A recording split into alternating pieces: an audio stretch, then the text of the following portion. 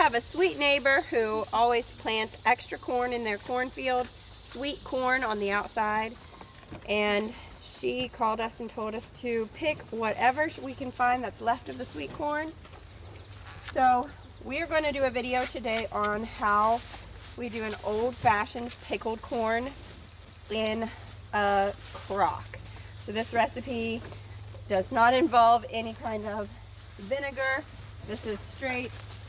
Actually, I guess it would be more like a no me fermented corn.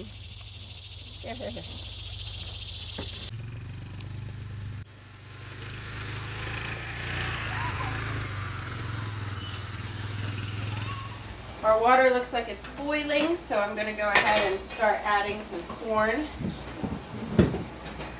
We are only going to blanch for 7 minutes,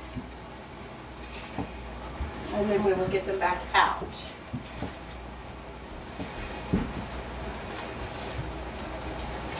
I am probably going to have to do this in 2 different loads.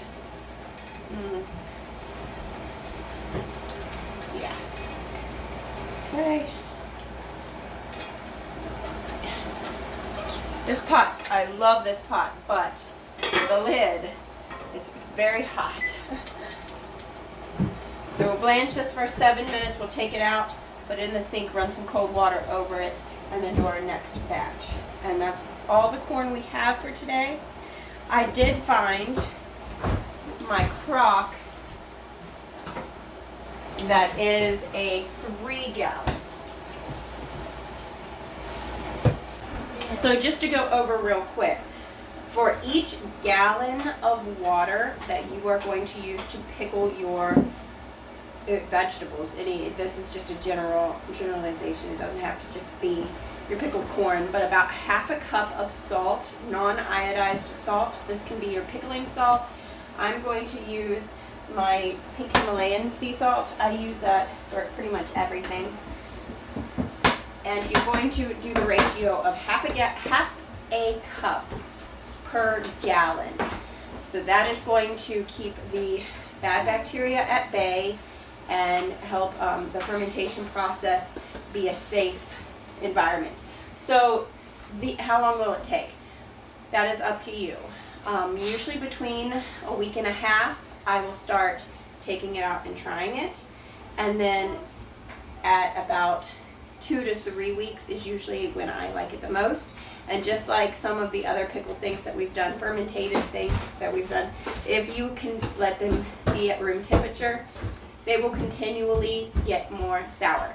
So I will, at that point when they are at the consistency or the sourness that I like, hold on, I will go ahead and pull them out and put them in my fridge. And if I have them for quite a while in my fridge, I will go ahead and can them as pickled corn, which takes a lot of the nutrition out of it, but gives you still have the flavor. But with this amount, I don't think I'm going to have a whole lot of extra. My kids think this is fun and brings back a lot of memories with my grandmother. So I am actually going to go locate a clean white pillow sack, so that I am going to actually put my corn inside the pillow sack. Then I am going to put a plate on top, and I found that I have like the lunch Corel plates. They're a little bit smaller. It fits into my 3-gallon crock. Please don't touch it. And then my grandmother always put a rock on top. I'm going to look around. I might go out and wash up a rock or a brick or something, but you definitely want to, just like with all fermentation, you want to keep the food below your saltwater brine. That will keep the mold from growing on your food. Now there will be white sludge eventually on the top of your crock and on the top of the liquid. That's just where the oxygen gets to your actual water at the top. That's totally fine, totally normal. I just scoop that off. You just don't want that to be on your food. That's the main thing. So that's where we're at right now. So I'm going to start loading these in. I didn't actually have a white pillow case. Oh well. That is very clean, so that's fine. I don't know if I'm going to actually be able to fit all this in my 3-gallon crock. If not, I will go get my 6-gallon and wash it up. And I didn't tell you that, but I washed this crock very well with hot soapy water. So I know that this is good and clean and totally safe. Yeah, so so I have some decisions to make. So this is only half. I also still have, I'm blanching my next batch right now. Okay, I have about a dozen more ears of corn that have been blanched that are here in my sink. I came to the decision because my husband is not home today, my oldest son is not home, and I do not have a 6-gallon crock. I have an 8-gallon crock. I feel like I can handle this size a lot easier than to try to wash up my 8-gallon. And this is not a huge amount left. We can actually cut this off and freeze it. I have already put, I think, 10 quarts in my freezer. I can even can them, but I probably won't. Between cutting some off, if I let the kids eat, that little bit will be gone. So I'm going to go ahead and start my saltwater brine. It is half a cup per gallon. Half a cup of salt per gallon. I'm going to go ahead and put half a cup in here and mix it with some warm water. And then I am going to fill it up the rest of the way and cover my corn with it. This is still a little bit warm, which is fine. That'll help dissolve the salt.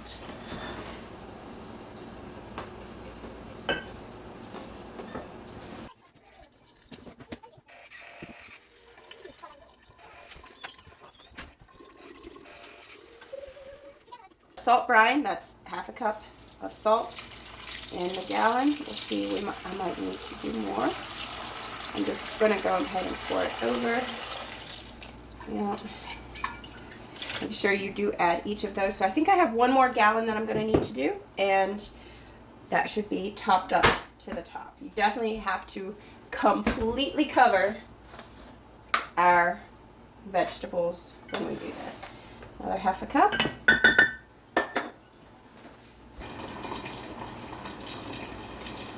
I don't know if you can see that, but the baby is moving so much. In case you're new around here, I have been married to my husband now for 13 years. This is our 6th child, and we have a 5-year gap between this baby and our last baby, so we are very excited to have a newborn in the family, in the home again. Everybody is anxious to meet this little one, and we are not finding out. And we are within 4 weeks of our due date now. Well, yeah, like a month away from due date, but I usually go late, so there's that.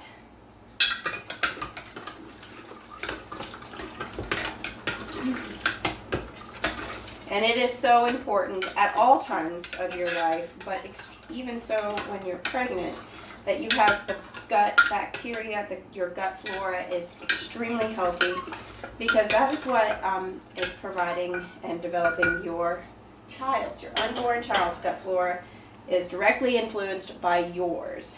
So we definitely want to keep that, lots of probiotics, keep that good bacteria, just crowding out any of the things that would cause leaky gut. So something like this, a fermented, we do sauerkraut a lot, and we do kefir, we could do homemade yogurt, and this is another form. So we do a pickled carrots. We do that we really like, but this is another form of the same type, so we can change it up a little bit. And we can even, what I will be doing is, my grandmother always tried not put she would put her plate on top and then a rock to keep it down, and then she would cover on the outside. She would cover with a cloth or towel and tie it so that there was no way bugs would be able to get in there.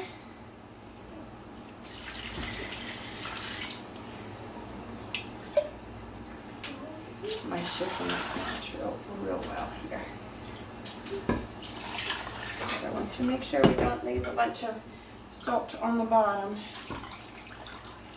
That should be good. Actually, we might end up overflowing, but put that there. So like I was saying, for this 3-gallon crock, let me show you that it says 3, right? Yes, 3-gallon crock. My Corel lunch plate fits very well there. For my 6 or my 8, I would have needed to use my larger dinner plates. Now we need to put weight down to keep this plate and everything under it below the surface line. So my grandmother would always use a rock that she would just wash up and put on top, but I have these fermentation weights. I think 2 of them will be good, and that should work just fine. Now I'm going to put probably, I don't know, let's see, I have cheese, oh, I cut that cheesecloth. I have cloth,